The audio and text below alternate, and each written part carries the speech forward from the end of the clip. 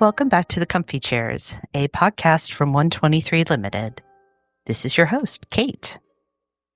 When I first entered organizational development, I had the opportunity to work on an extended learning program focused on accountability. As the work progressed, I told my new boss that if we had the chance to do a second program like this one, the next logical topic would be trust. Accountability is a common theme here in The Comfy Chairs, and creating accountability and managing performance in accountable ways relies on trust. Trust is the foundation of every result in the workplace. Relationships, productivity, profit, all of these depend upon trust. It's interesting to note that when we talk about trust building, we tap into the origins of the word itself. Trust derives from the word true, which in turn came from tree and wood. This gives us natural associations for trust with the qualities of wood that make it a great building material, meaning it is strong, durable, renewable, and organic. In the Thin Book of Trust, Charles Feltman writes, "Trust is fundamental to our sense of safety, autonomy, and dignity as human beings. It is also an integral part of every relationship we have." This episode marks our second anniversary, and I'm happy to celebrate this milestone with the friend who has trusted me in the comfy chair since day one. Welcome back, Angela. Kate, thank you so much for having me back. Thank you. Now, you've been on before, but I do like to offer my guests a chance to introduce themselves. So how would you like to do that this time? Oh, well, that's a great question. Kate and I have been friends for many years, although we started out as colleagues. Mm-hmm. And I currently, do you want me to introduce myself by my job and my role, or is it about... If you'd like to. I think it's Okay. relevant. Okay. So my name's Angela Whale, and I am a mom and a wife and a friend. Mm-hmm. I have been in healthcare for 25 years now. Has it been that long? And in leadership for 23 of those 25 Mhm. years nearly. So excited to be sitting here with you today. Exactly. And you are a pretty phenomenal leader, in no small part because you are curious and growth-minded, and you build trusting relationships. So I think where I want to start is talking about how leaders do create trust. And it can be very personal, so let's take that as the perspective. What are behaviors that create trust for you when working with a leader? We had a new system president that came in several years ago. And when I was looking at what others define as trust or how others think that leaders build trust, one of the things that stood out to me was open communication. Share information openly. And it's not just about sharing information on the fly, on the go. It's about having an intentional and structured approach to how I'm going to communicate openly and consistently. Mm-hmm. And this new leader created a communication cascade plan that I hadn't seen others do before. And it provided a structure when we knew this leader was going to be making intentional touch points with us to share important information with us. And it's something that helped me to feel more connected instantly, Mm-hmm. and something that I've watched other leaders emulate. We were still coworkers during that time.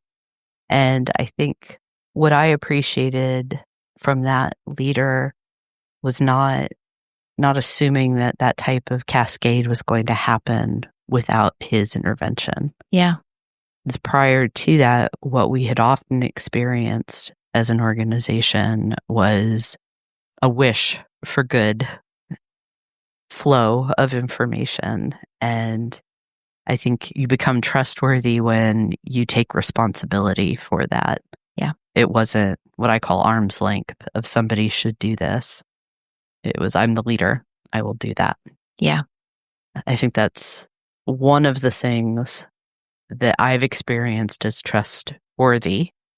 I also think that when a leader is willing to say, I was wrong about something, not only does it humanize them, but it takes their ego out of that equation. Absolutely. It's like, okay, you're being real with me, even to the point of admitting your errors, even though that can be very hard for anyone, but particularly people in leadership, to say I was wrong.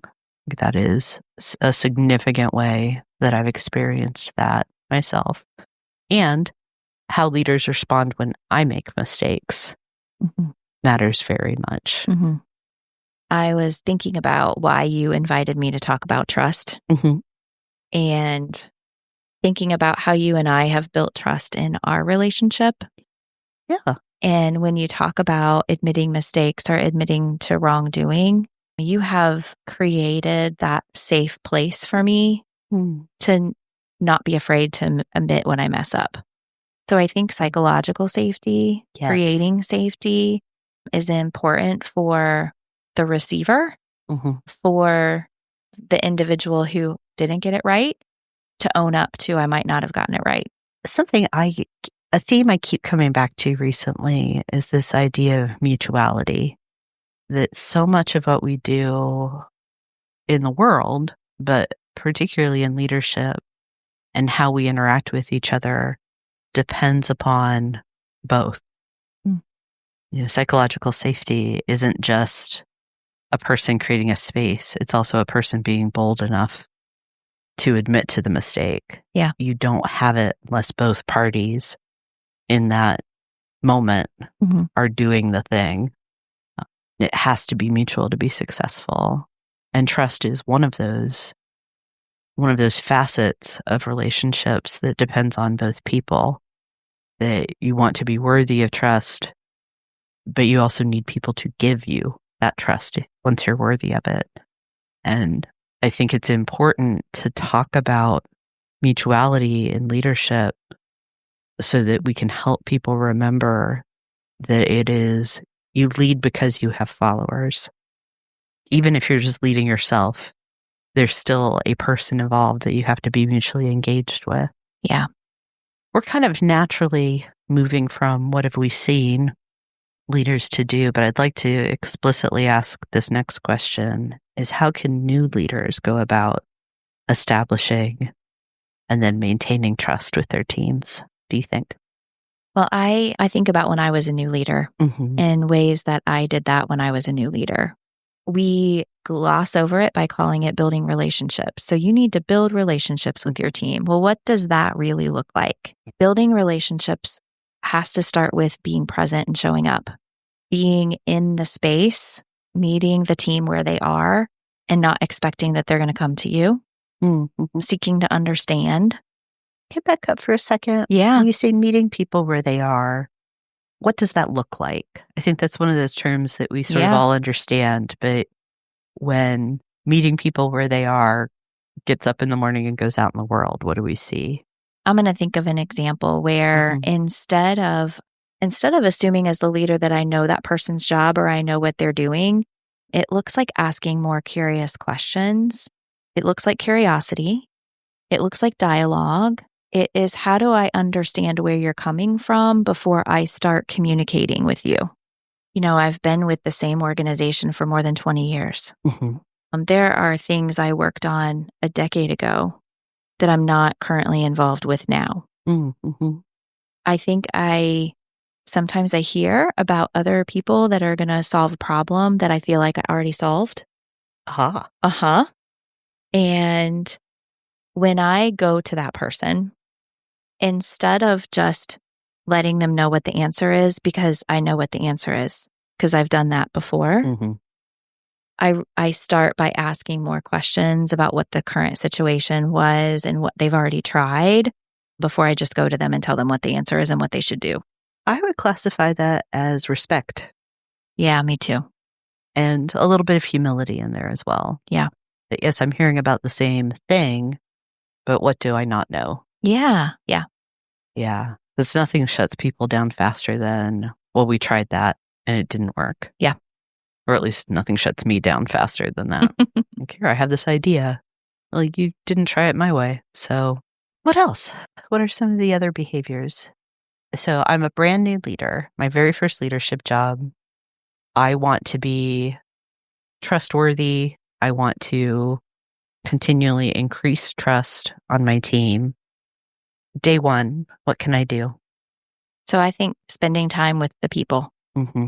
going to where they are and walking alongside them, asking curious questions about the work that they're doing, and respect their expertise in the work that they're doing. Yeah. The very first thing I thought as I was asking the question is listening more than you talk. Yeah. There's a book out there, isn't there? Probably. Talk less, say more. We'll have to look that up. I don't know that I've heard of it. I think it's as rudimentary as take a pen and a pad of paper with you and be seen recording what people say, telegraphing to them what you know is important. Yes. I have something to learn from you. So there's a risk in taking that piece of paper and pencil with you. Mm-hmm. We're talking about building trust, but you're a brand new leader. Mm-hmm. It's going to be important with your piece of paper and your pencil that you don't just start writing down the list of all of the things you need to do to make the environment better. So while you're building this trusting relationship and you're asking curious questions, another pillar of building trust is empowering the team and helping them to see where they can help solve problems and you don't take it on as the new boss. Well, there's also, if it's something that you can and should take on, if you write it down as a takeaway for you, you do the thing. Yes, that I'm going to follow up. And you follow up and you know, here's the jargon, you close the loop. Right? You make certain that when you do something, people know you've done it. Yeah. You want to be positively predictable. So if I say I'm going to do something, I do it. People know that I'm going to show up in a certain way. I was talking with a coaching client a few weeks ago about, you know, if you decide to do something different, you want to let people know I'm doing this different thing. The kind of the joking idea was, if you're going to start bringing cupcakes in on Monday and you've never done it before, when you do it, let people know I'm doing this and now I'm going to do this every Monday. Yeah. There will be cupcakes on Monday. And then every Monday, people are going to be looking for cupcakes. It's a way that you build trust, reputation, consistency, reliability. All of those things are connected. So whether it's cupcakes on Monday or I think of Ted Lasso, you know, the water pressure is horrible in the showers. You fix it. Yes. You do the thing. So yeah, there's power in that piece of paper and that pen. There's a little bit of risk there, but it's a way for you to show people I'm listening and I'm going to take action. Yeah. You're not there to like record what they're saying about each other. Right. You know, you're not there as an undercover boss by any stretch, but there is something powerful about I'm going to take notes while you talk to me. In reflecting on coming alongside the team, asking questions to help me have a better understanding of the work that they're doing, there's also an ability to communicate during those interactions that I care about you as a person more than I care about the work that you do or the job, the thing that you do for the company. And how do I, like we say, start building the relationship by asking more about what's important to you? Like, why do you do this job? Why is this job meaningful for you? Yeah. I think there's an opportunity for new leaders and even established leaders to sort of do a survey of people they've worked with and for in their own past. Those people that were most trustworthy, that they, you know, whom I trusted the most, what did they do to develop that? And not just the ways they made me feel and how I responded to them, but what were the observable behaviors? That's a very important thing because it's trust extends beyond words and feelings. Mm-hmm. It's built with the little actions Mm-hmm. every day. I quoted from one of the many, many, many books out in the world about trust called The Thin Book of Trust, which I like because it's very short. It's only about 100 pages. But that author talks about how fundamental trust is to our feelings of safety, autonomy, and dignity. And I'm curious to know your thoughts about the relationship between those and trust. I've talked a little bit already about the safety component. Mm-hmm. I trust someone when I feel safe with them. I think that the feeling of safety is kind of the Mm-hmm. outcome of how I know I'm trusting someone. Gosh, what is the number one do I feel safe with someone is do I feel threatened by them? The opposite of do I feel threatened by someone? So how do we create safety so that we can build trust? Mm-hmm. I'm sorry. I got sidetracked. Why is it important for us to feel safe? That is a wonderful question. There's so many reasons for it. I can't show up as my best self Yeah. unless I feel safe with you. Yeah. Well, there's also kind of this fundamental physiological function happening when it results in me not being able to be myself, best self, but also when we are on high alert, when we don't feel safe, there are things happening in our bodies that are preparing us for fight, flight, freeze, or faint. Yeah. So that we are not fully on. We are not functioning in the prefrontal cortex. The limbic system is there ready to grab the reins. So we want to create not just physical safety, but emotional, mental, psychological, relational safety so that we aren't creating a circumstance where people are in fear, Mm-hmm. having a physical reaction that results in a certain type of mental incapacitation. Yeah. When you were asking me about the new leader and what's important for the new leader to focus on, the new leader is also probably a little uncertain about their Mm-hmm. leadership Yeah. and feeling a little insecure about their ability to do this job that they've been given.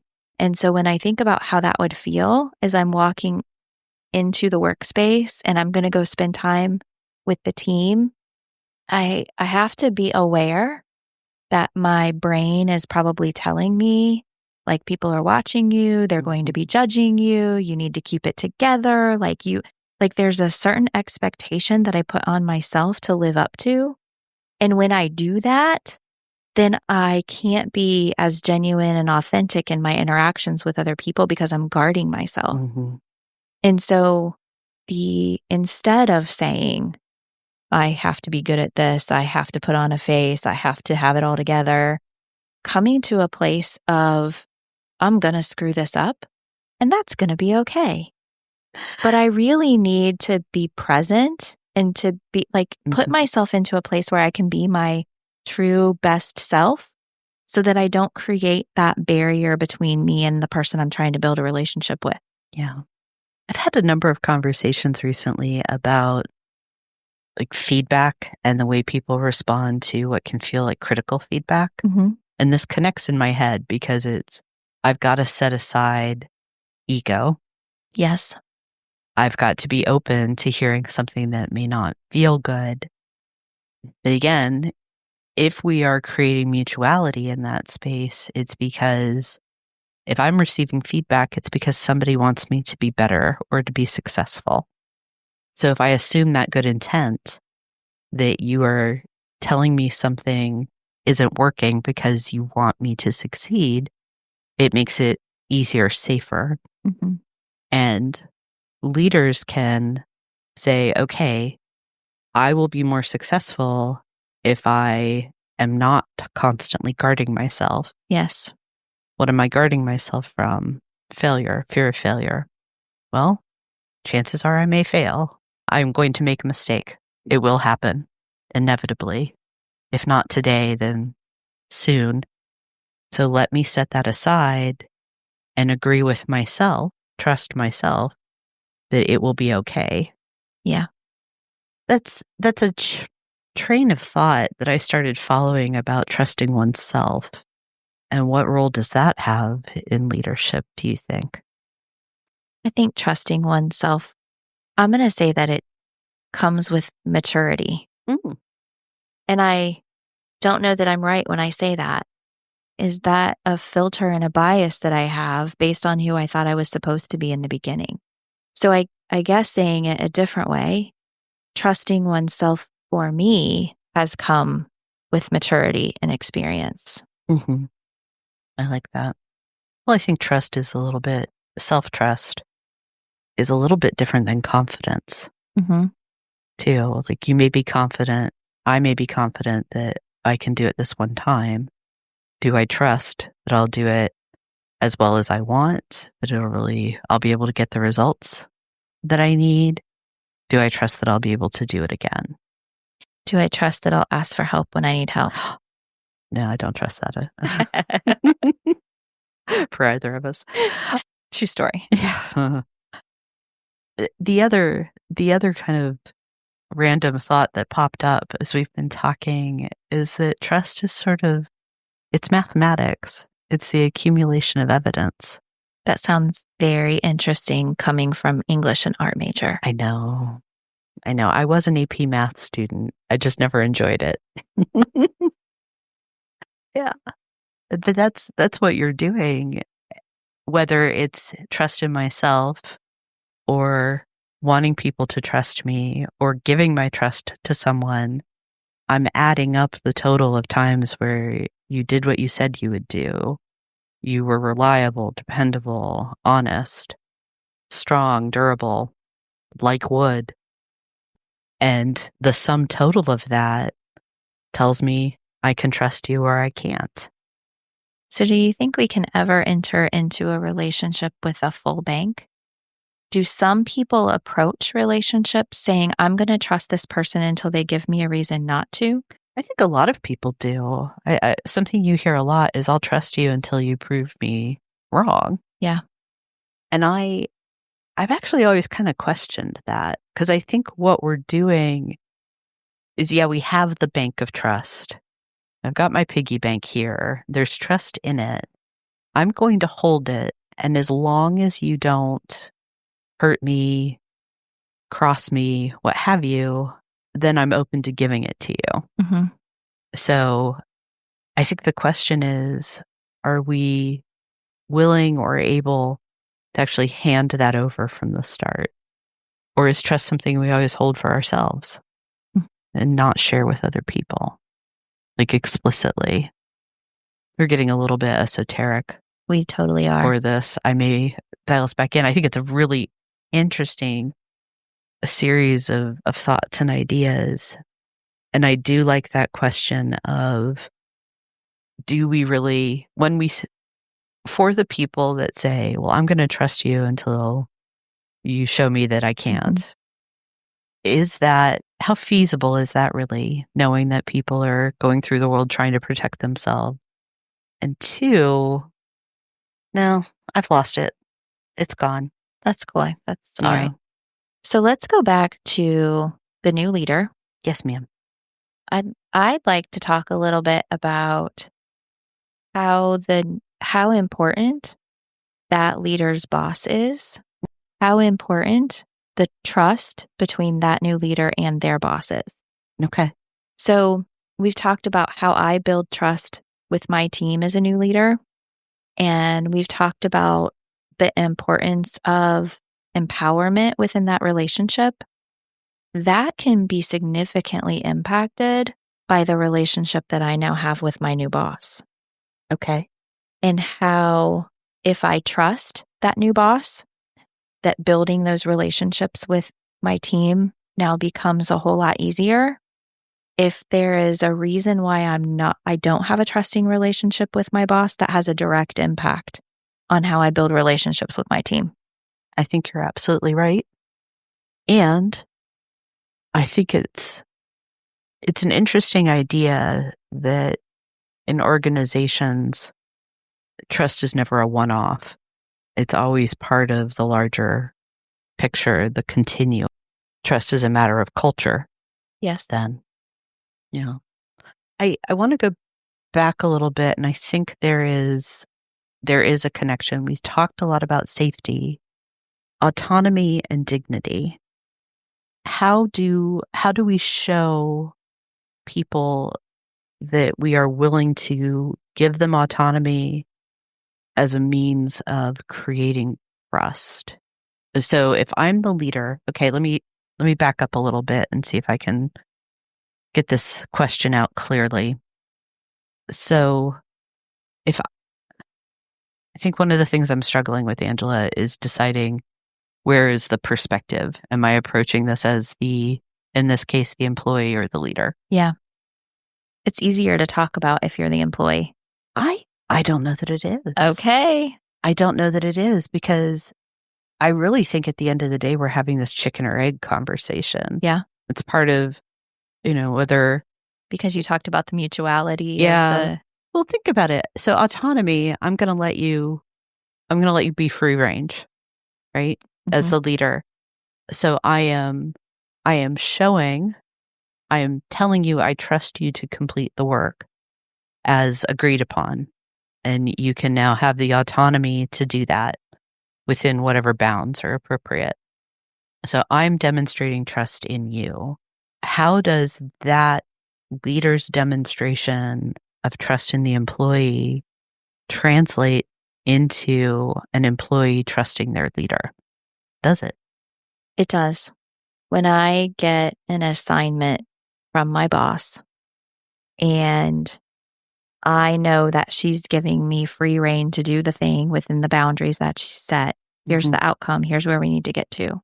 When I tell myself positive thoughts, I walk away thinking my boss believes that I have the tools I need to do it. I have the competency to do it. I have the smarts I need to do it. It builds confidence in myself. Here's the key thing. There's a difference between the boss who gives me autonomy and the boss who is hands-off. Yes. And so a key thing to build trust in this scenario is when I come back and I ask for clarification or I ask for help, that this leader is able to provide that support. And when the leader provides the support along the way and acknowledges the contribution that I made, that's what builds trust. Agreed. I think that is some of the evidence. I think there's also a naturally self-serving component. When somebody grants me autonomy, I think they are a good decision maker, right? Like you've said, you can trust me. You're so smart because of course you can. Of course you can. So I trust your decisions. Yeah. So there is this kind of constant, it's constantly about both of us, which makes it more complex, but also deeply and beautifully interconnected. So let's talk about dignity. Yeah. What do you think about dignity? I'm really curious what you think about dignity. I think in this particular conversation, it is the outgrowth of safe environments where people are given the opportunity to have determination, i.e., to be autonomous. I think it is that feeling of, you're right, I can be trusted. I am respected. I was going to talk about respect. Yeah, I do. I think that in this context, when there is a safe environment where I trust that I won't be attacked or criticized for the purposes of hurting me or causing harm, and I am entrusted with the freedom to do things, those circumstances produce dignity for people. So I don't mean to always go the opposite. Let me hear it. I love it. But in order to help me understand what this looks like, it's like, what does it not look like? And I think about times when, actually, I'm going to tell on myself here for a minute. I was in a meeting and I was asking someone to send some follow-up communication after the meeting. And in my attempt to provide the guardrails for them of what that communication should include, I provided so much detail Mm-hmm. that individual just said to me, well, did you just want to do this yourself? Good for them. When someone comes to us, what it does not look like is giving them the step-by-step instructions. We insult their intelligence that way, right? Mm-hmm. We take away any autonomy, and it lacks respect. It lacks respect for the contribution that they're bringing, and that they really don't need me to show them how to do it. Yeah. I mean, it was follow-up communication, for heaven's sakes. Right? Like everything that had just been discussed. Yeah. What I like about that example is it's coming from a place of good intention. Right? You're not intending to insult the individual and say you're not capable and I think you're dumb, so let me tell you exactly how to do this. It's, I want to make certain it's perfectly clear. Yeah. We were talking a little bit about situational leadership before we started recording, and there is that trial and error of, is this somebody that's going to need that high level of direction? Can I be a little more support rather than direct? And sometimes you're going to get it wrong, to our earlier point. But yes, I would agree. That's what it does not look like. And it reinforces that idea that providing autonomy is not the same as being hands-off. Yeah. You know, we talk about dignity a lot in healthcare. How do we maintain the dignity of the people that we're caring for in the most vulnerable times of their life? And in a healthcare sense, it means, how do we continue to respect that person? How do we continue to give that person, how do we not humiliate them in the moment that maybe they can't do anything for themselves? Maybe they're fully reliant on another human being. And there's a lot of humility in that, and trying to maintain that person's sense of self-respect and self-dignity. In these trusting relationships, the receiver, like you said, this is a mutual relationship. The receiver has a huge responsibility in ensuring that we're maintaining respect for that other person. The dignity in healthcare matters to me, not just because of working in healthcare for so long, but I think about some of my family members. It's been close to 20 years ago now. My father fell off their roof and broke himself pretty severely.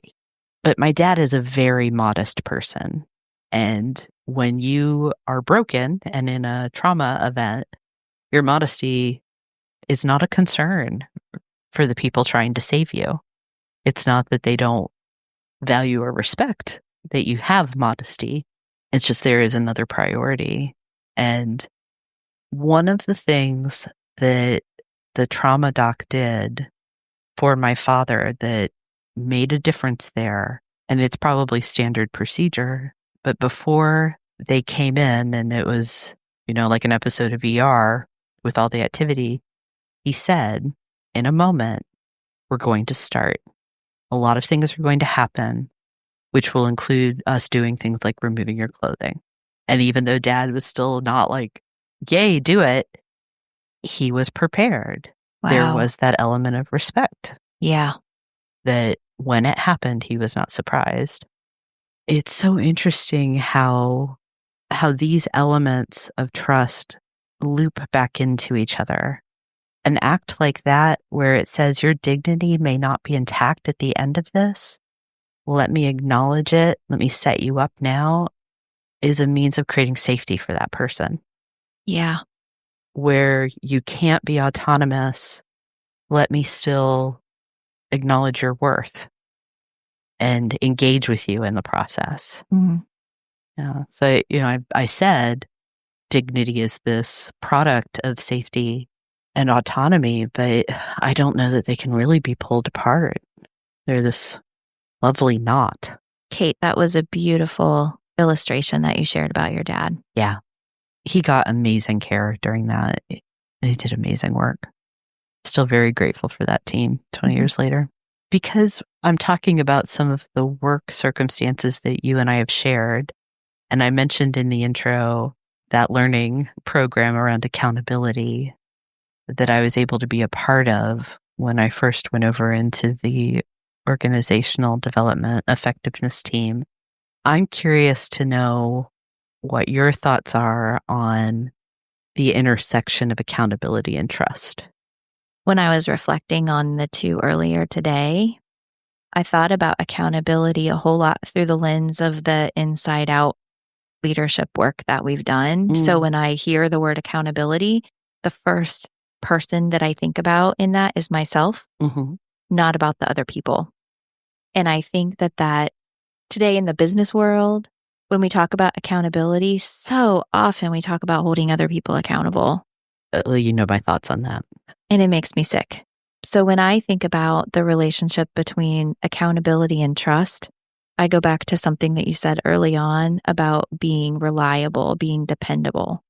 So how do I show up? How do I say that I'm going to do what I say I'm going to do and follow through? You said close the loop.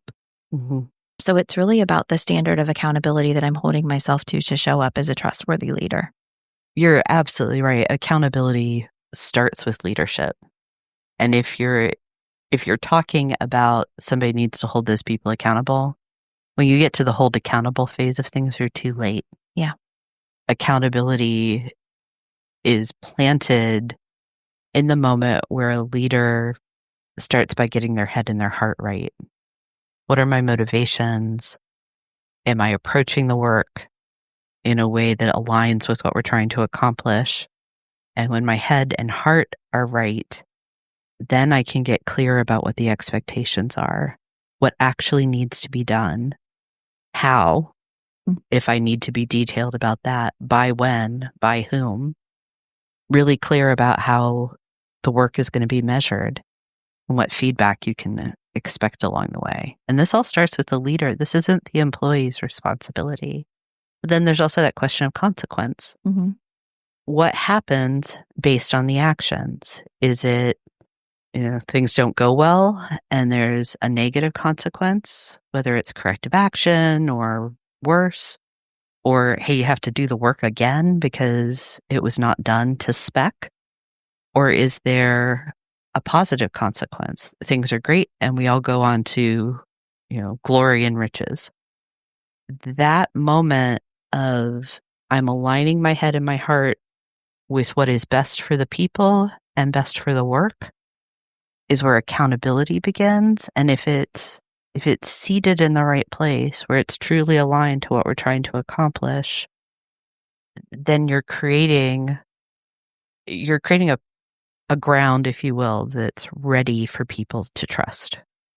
And we're fortunate, I think, because in healthcare, that alignment to purpose is so easy. It's just out there. Yes.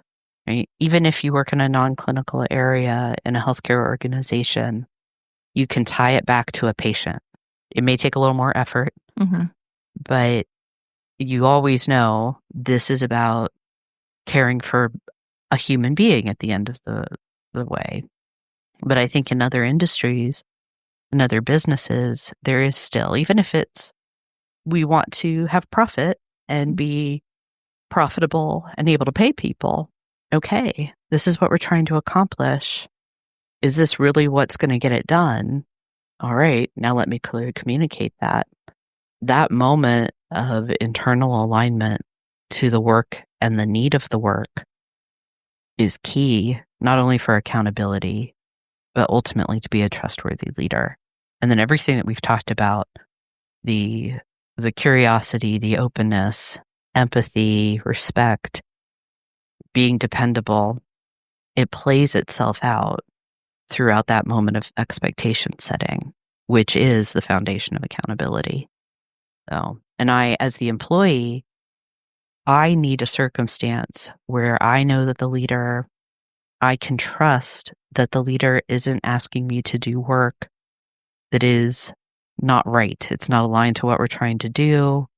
It's not confusing or in some way unsafe, even beyond like physical safety or environmentally safe. But it's not going to put me at risk in any way, professionally, personally, what have you, because it's aligned with what we're trying to accomplish. And then I also trust that if I fail to meet the expectation, a consequence will be delivered.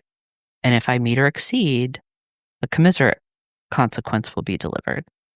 So again, it's that we're entering in from the moment of expectation setting for mutual trust. Sorry for the little lecture. It wasn't a lecture. It was good. I was with you the whole time. Good. Yeah. You talked about the leader assigning work, right? You talked about the leader assigning work.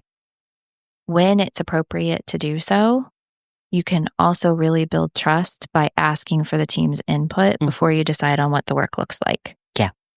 And when appropriate, allowing the people doing the work to participate in that designing of the work. I think that's even an assignment. I mean, I could make the case for that. That even saying we're going to co-create is a form of assignment if it's happening in the workplace. So there also needs to be, have I started with, this is the right thing to accomplish what we want to do, what we need to do for whatever our business is. Is it right and appropriate for the people? And then am I setting clear guidelines for them about how we're going to do this? Like, okay, at the very least, like, here's our budget. Here's how much time we have to get it done. It can look like this, but we can't, bring in 70 other employees to help us do it. Yes. And I love thinking of that next level of beyond entry-level assignments. How can you grow and build on those building blocks of trust? Yeah. But don't think that the basics go out the window when you start to do something more advanced, like let's co-create this process. Yeah. Excuse me. It's no fun. So we've talked about building trust. Trust can be lost. It can be broken. We started kind of down a tangent of I'll trust you till you prove me wrong. I don't want to talk about how trust gets broken, but I do think it's valuable to spend some time thinking about how we repair trust. We fix things. Is that something you've experienced? Has someone done that well with you? Earlier, you talked a lot about, did you use the word the mutuality of the trust relationship? You talked about how it was dependent upon the trust giver and the trust receiver. What word were you using for that? I don't know. I say mutuality. things. I say things and then forget. But I've used mutuality a number of times today. I mean, when trust is broken, the first step is that we have to be willing to talk about it. We can't rebuild it unless we address or acknowledge the fact that something happened that damaged it. Yeah. By acknowledging that it happened, whether that is the receiver, I don't know how to say those two, one of the parties, the one that was the offender, offender is such a harsh word. I've broken trust with people a whole lot, and I don't want to call myself an offender. But I'm the one that messed up. Yeah. I'm the one that had a misstep. Let's say the one that messed up. Yeah. I'm the one that messed up. Yeah. By my acknowledging that I messed up and acknowledging the feelings that I hurt on the part of the other individual, gosh, that takes a level of vulnerability, a level of emotional intelligence. It, again, is pulling out the humanity in our relationship. I'm not going to get it right all the time, but if we really care about each other, that I can reconnect with you on the apology that this has happened and how I'm going to work hard to not let that same mistake happen again. It's almost like renegotiating a contract in some ways. And this may not be the right metaphor for it, but what I think about is going through and being like, these are the terms that I broke. This is how I will make up for it. I will apologize. I will not do that thing. I will do this other. I will start doing something new entirely. I will do this immediately or the next time we meet, or that you're creating a clear set of contractuals. you talked about humanity, and I think that's maybe the linchpin in this part of the conversation, is recognizing the humanness, that when we're talking about trust in our relationships, it does hinge upon human factors and how wonderful and horrible people can be almost instantaneously at the same time. Something I believe is missing from a lot of modern leadership, as I've experienced it, is embracing how flawed I am as an individual when I lead. And that those flaws are going to be pretty constantly on display. Yeah. Because I've accepted a role where people are watching me. That means I am often at risk of breaking trust, of being the one who messes up. One of the things I believe would go a long way to fixing the current state of the workplace would be for leaders to be more rapid in, one, acknowledging when they mess up, but also seeking the feedback for how to prevent, to mitigate those mess ups, those trust breaking moments. Not a question, but I'm curious what your thoughts and responses are to that. I've been stuck on this thought when you asked me to think of an example of when this went well or didn't go well. I talked about what it's important for that person to do who's broken the trust, who's messed it up. But more times than not, I have to have somebody tell me I messed up. Oh. More times than not, I don't know that I've created the offense. I'll just share some of the examples that come to mind. So my tongue has gotten me in trouble a couple of times, to the extent that now one of my core values and core principles is that I will not say things about someone that I haven't said to someone. I don't ever want someone to be surprised about what I'm saying about them unless I've had the conversation with them. I can remember as a newer leader, I had a team meeting and they just, it was not a good meeting. My team was really disgruntled. And I walked out of that meeting just feeling like I had been beat up. Yeah. And I was sharing in the hallway with my colleague, "You'll never believe this meeting I just had. They just beat me up." And one of my team members overheard me. Oh, dear. And so I was dependent upon her to share with me that she had heard something I didn't think that she had heard. And thankfully, we had the relationship where she felt safe to do that. And she cared about me enough to not just walk away and, Angela's talking smack about us, but to let me know what she had heard and how that made her feel. Like, she gave me the opportunity to rebuild that trust. That's wonderful. So when you asked me about an example, I was like, well, gosh, I've messed up quite a few times, and how thankful that I am that I have relationship with those people, that they care about me and that they care about the relationship that I have with them, that they provide the space for me to correct it.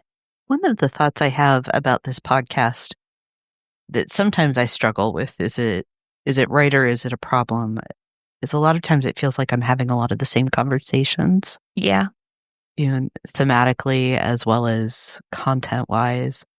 And I bring this up because you're talking about blind spots. And on Monday, I'm recording with a guest about that topic of identity and blind spots. And I think there's only going to be a couple of weeks in between your episodes. So I'm looking forward to finding a way to bridge from that, because one of the things that happens, because we have blind spots as human beings, it's unavoidable.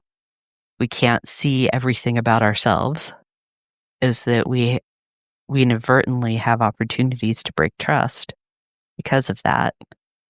So acknowledging it and creating a space where people can tell us that hard thing. I heard you say this awful thing about us. Yeah. It's interesting, Angela, because being a leader that someone will come and say that to, that's a leader that someone trusts. So in those day-to-day gaps, it doesn't have to be an end-all be-all. Like, you're not going to break things so badly, hopefully with something like what you shared. Thank you for sharing that, by the way. That if there is trust already present, you can have springboard from that to fix the mess. So when we were talking about, I'll speak to you and with you and not about you, my experience has been gossip is like one of the number one things that will break trust so quickly. It does have the potential to. Lots of people love Brene Brown. Brene Brown gets cited so frequently. Because she's amazing. But she talks about the vault. And I'm not sharing other stories. I think all of the things that we've talked about, one of the most important things to walk away with is, as a leader, to be accountable and to build trust. People need to be able to trust that if you have something to say to them, that you will. And I don't think you can assume that they'll just innately trust that. Yeah. You have to be bold and do it. And there are elements of how we interact with each other where trust is the baseline, and then other parts where I can't trust unless I experience it from you. Things like, are you giving me feedback if I'm not doing well? If you don't do it, I don't know. I don't know if I have anything to add beyond that, because it's so vital and important.